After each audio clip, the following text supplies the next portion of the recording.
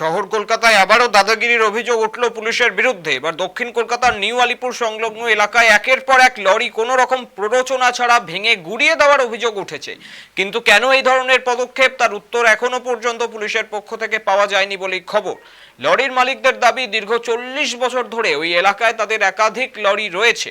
কোনো রকম অসুবিধা থাকলে এবং তাদেরকে জানালে তারা সেখান থেকে তাদের লরি সরিয়ে নিতেন, কিন্তু ভাঙার প্রয়োজন হলো কেন? আর এই প্রশ্ন তুলে তারা নিউ আলিপুর থানার দ্বারস্থ হয়েছেন।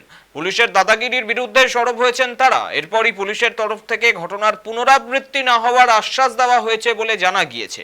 তবে এই ঘটনায় ফের পুলিশের ভূমিকা নিয়ে প্রশ্ন উঠতে শুরু করেছে। পুলিশের বিরুদ্ধে নিন্দার ঝড় উঠতে শুরু করেছে সর্বত্রই।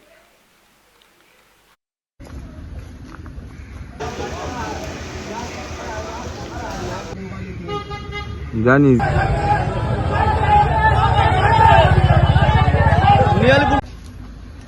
কি রাত্রিবেলা মানে কি পুলিশ সব মানে কি কাজটা ভেঙে দিয়েছে। কে ভেঙেছে? পুলিশ পুলিশের লোক? কলকাতা নিয়ালিপুর থানা পুলিশ থানা দিয়ে। কেন? কিসের জন্য ভাঙলো কিছু তো বলে না, এসে হোমওয়ার্ক দিয়ে মেরে ভেঙে দিয়েছে। কি